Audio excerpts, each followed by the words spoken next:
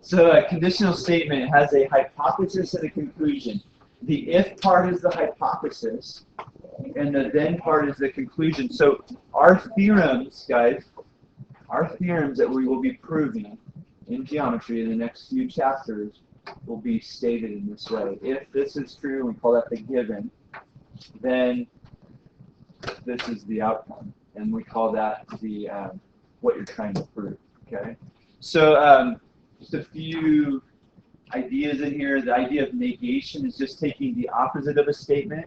So if I want to negate a statement, like I say, it's sunny outside, if I want to negate that, I would say it's not sunny outside. Or if I say it's not sunny outside, the negation of that would be that it is sunny outside. So when we say not it, as in N-O-T, it's taking the opposite of that. So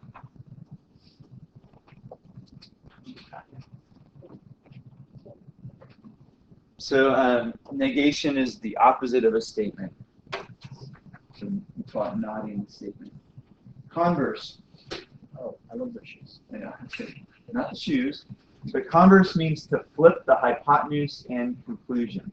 So that's abbreviation there. Flip the hypotenuse, hypothesis, hypotenuse. I'm thinking in terms of Pythagorean theorem. Flip the hypothesis and the conclusion, not the hypotenuse. Flip the hypothesis and the conclusion. So, for example, I'm going to say, if it's sunny outside, then I'm going to go swimming.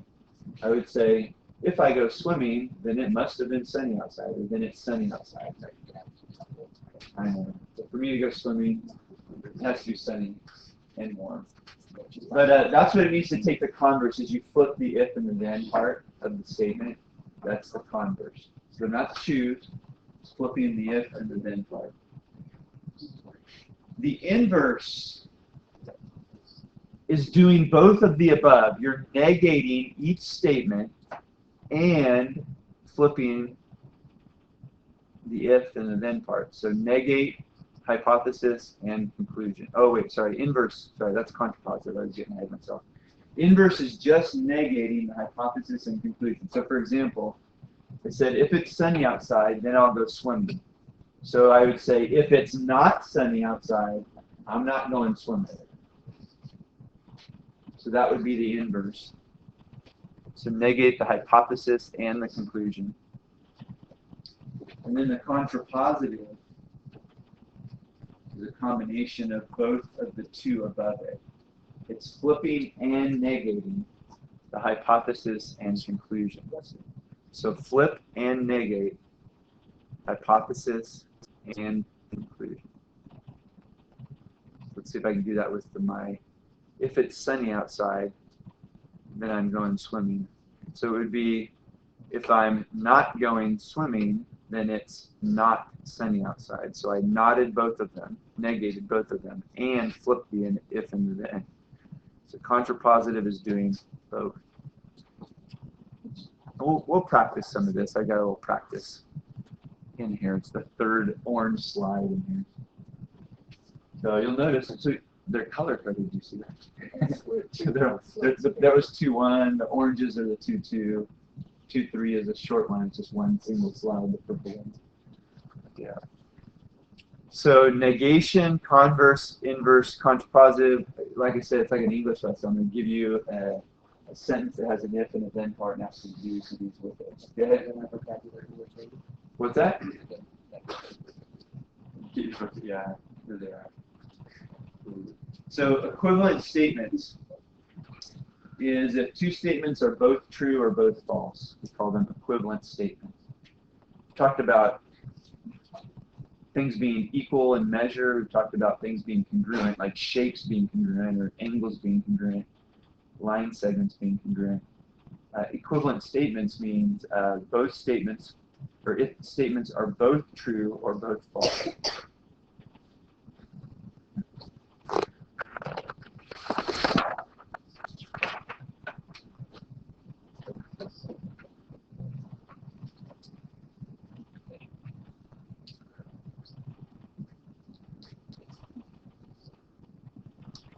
So the first thing we're going to do is just work on creating or writing conditional statements. So this is a conditional statement. It's just not written in an if-then format. So we're going to do that. We're just going to throw on an if here.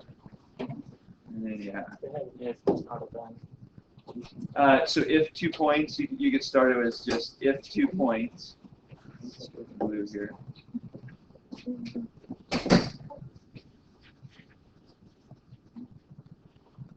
So if 2 points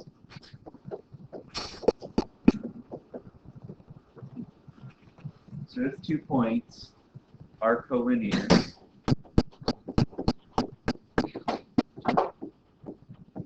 then they lie on the same line.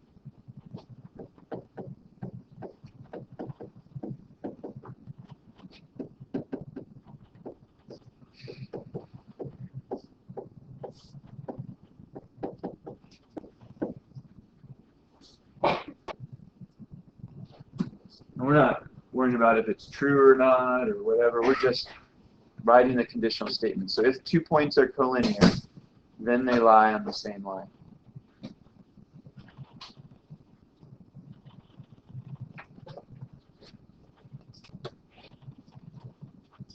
What about the second one here? It just says a number divisible by 9 is also divisible by 3. So if a number is divisible by 9,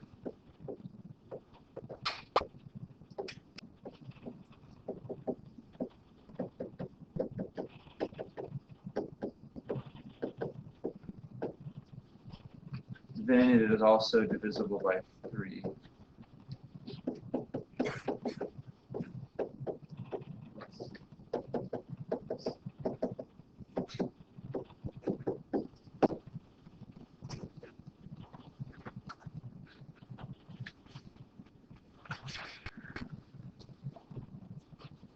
So those are if-then statements. I'm going to ask you to do some of those in the assignment.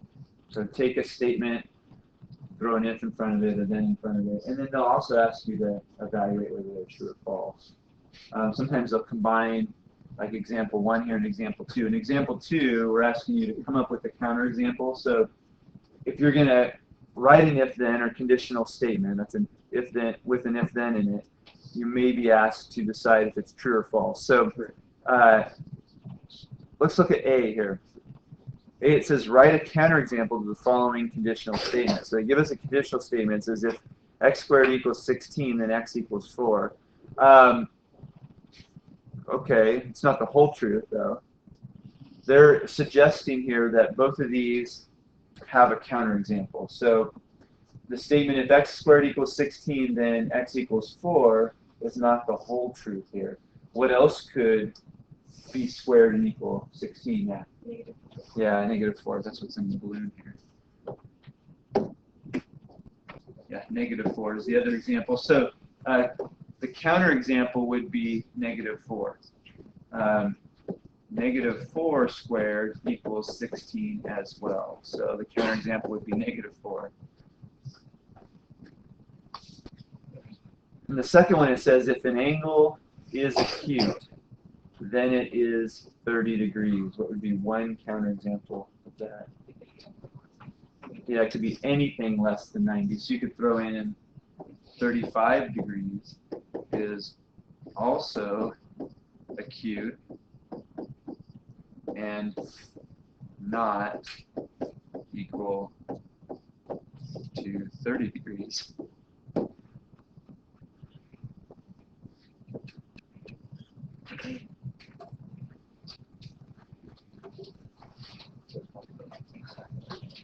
All right, so you'll be asked to come up with some counterexamples. In some cases, you'll do both what they ask us to do in example 1 and example 2. But write an if-then statement, decide if it's true or not. If it's not true, you got to be able to show that it's not true by saying what the counterexample is. So if you can find one counterexample, then you could say it's not true. Like this one right here. It says, if a person lives in Sacramento, then he or she lives in California. So first of all, so we're going to find a counterexample to the converse. So first of all, what's the converse? Converse is switching. So we're going to take this and switch them. So let's go ahead and rewrite it here. Go ahead and rewrite that as the converse. If he or she lives in California, then a person lives in Sacramento. And then we're going to come up with a counterexample to that statement. Yeah. You know where to write it? Okay. You can do it. Just go ahead and write it. Yeah, there's enough space there. How about in the space on the right there, over by the example?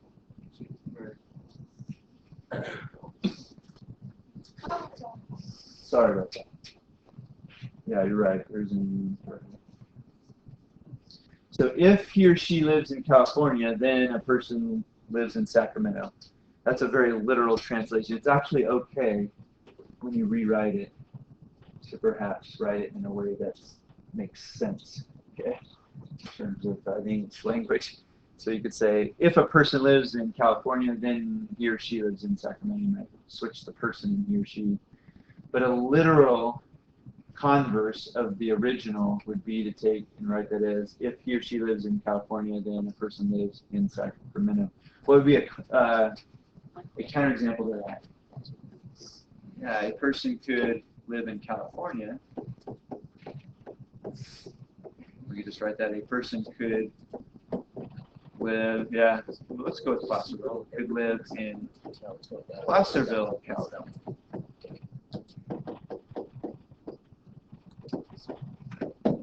Person could live in Placerville, California. So that person would live in California and not live in Sacramento. But if a person lives in Sacramento, unless you know of another Sacramento somewhere in the United States, then they must live in California. I don't know the number. They could be.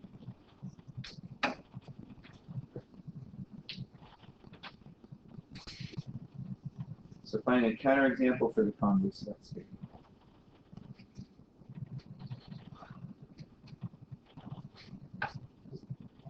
All right. Example 4, we're going to do all, well, the inverse, converse, and contrapositive of the following statement. Inverse, converse, and contrapositive of the following statement. So I've got it on the next page. So it says, if measure of angle A is equal to 30, then angle A is acute. So what would the inverse be? You got to go back to your notes, maybe your vocabulary list. That's the converse. So converse is changing the order. Start with a C. Think of converse is changing the order. Inverse, yeah. If angle A is 30, angle A is not acute? Not, well, we're good. So it's literally just putting a not or negative in front of each of these. So we would just write if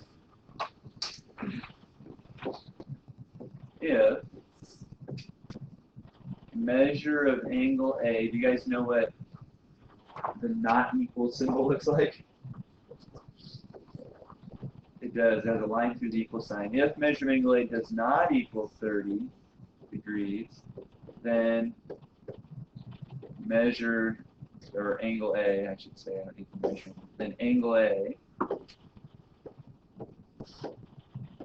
is not acute. So inverse is just literally negating the if part and negating the then part. And a lot of students do get confused between inverse and converse. I know. But you'll make it. But the inverse is just nodding it. The converse would be switching the if and then. So we'd say if angle A is acute, then measure of angle A equals 30 degrees. That's the converse. And then the contrapositive is a combination of the two. So we've already converted it, switched it, if and then, we're just going to now negate it. So if angle A is not acute, and the reason we can't just say obtuse is because it's not like it's either acute or obtuse. It could also be right or straight. So if angle A is not a cube, then measure of angle A is not equal 30 degrees. And then whether or not each of these statements is true is another matter. And you'll be asked on some of these to decide if the statements are true or not. And if they're not true, once again, you have to come up with a counterexample. Okay? So you have to demonstrate that they're not true with a counterexample. We'll list a whole bunch of different, these are what we call axioms or postulates. These are things that are assumed to be true. They're kind of like the building blocks of Euclidean geometry. The fact that through any 2 points, there exists exactly one line. If you draw a couple points here, there's one and only one line in that plane through those 2 points. A line contains at least 2 points. So you've probably talked about that in algebra before. I need at least one other point to draw my line. So it contains at least 2 points. You did that when you did slope-intercept form of a line. And it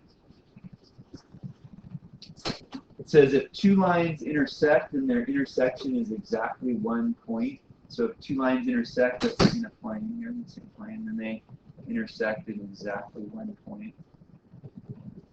Through any 3 non-collinear points, there exists exactly 1 plane. So if you have, we talked about that before, the way we name a plane is with 3 non-collinear points. So there's one and only one plane that slices through any 3 points that are not in a line.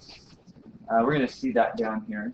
A plane contains at least 3 non-collinear points. That's pretty similar to 8. If 2 points lie in a plane, then the line containing them lies in the plane. We see that with these crisscrossing intersecting lines here. If 2 planes intersect, their intersection is a line. We saw that on our last test. You can see that in the picture down here. 2 planes that intersect, they intersect in a line. You can see that at the front of this wall meets the side of the wall in that corner. That's just a line in the corner. So example 5 here is using these postulates. You do not need to memorize the postulates in any kind of order. I mean, you just be familiar with them, know what they're saying. So on example 5, it says here, there is exactly 1 line that passes through points A and B. So we're supposed to tell which postulate was used to verify this statement. And you can use the diagram. But there's exactly 1 line that passes through points A and B. So if we find points A and B here, there's exactly 1 line that passes through it. Which of the postulates does that sound like up above? And like 11, if 2 planes intersect, their intersection of the line. That would be something about, looks like it's point. Yeah, something about plane P and Q coming together and intersecting at a line. It should be line M. There's exactly 1 line that passes through points A and B. Sounds like postulate maybe 5. So postulate number 5. So you just have to list the postulate. It says through any 2 points there exists exactly 1 line. So postulate 5. Lines M and N intersect at point A. So lines M and N intersect at point A. Sounds like if 2 lines intersect, their intersection is exactly 1 point. So that's 7. And points A and B lie in plane P. So points A and B lie in plane P. So line N, which contains points A and B, also lies in P. So something about if 2 points lie in a plane. Sounds like 10 to me. 2 points lie in a plane, then the line containing them lies in a plane. So you don't need to memorize them. You'll have the postulates up there, just being able to match them with a picture or a statement.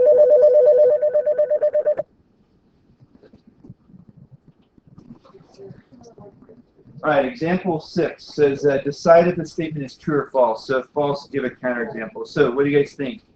Through any 3 points, there is a line. False. You could draw 3 points. What's that? Like this. Yeah, a triangular array of points. And there's not a single line that goes through all 3 points. So, yeah, this is false. And your counterexample really is just a picture, 3 dots, not collinear dots. So if two planes intersect, then their intersection is a line. Two planes intersect. That's true. Yeah, it's a postulate, right? So true by what postulate was that? Goes, Is that number 11? um, Postulate number 11. You know you're a math geek when you have the postulates memorized. Sorry. That was number 11.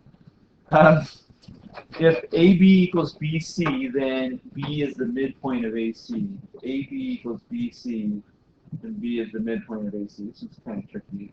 Depends on location of them. It would appear true, except that, yeah, that's what I was thinking in terms of the triangle. So we could have a segment, here's A, here's B, here's C. B isn't really at the midpoint of AC. The midpoint of AC would be somewhere in here. Okay, the midpoint of AC would be here. B isn't really the midpoint, but these two could be congruent. So that would be your counterexample for false. So kind of a perspective thing. Yeah. if this kind of that's not how the test and we could agree with lead markets. No, it would mean to be false. I wouldn't put this one in if that's not because it's a very good question. Um, I don't have to worry about it. But if AB equals BC, then B is the midpoint of AC. So no, that's false, just because you can have two congruent statements as like sides of a triangle and it not be the midpoint.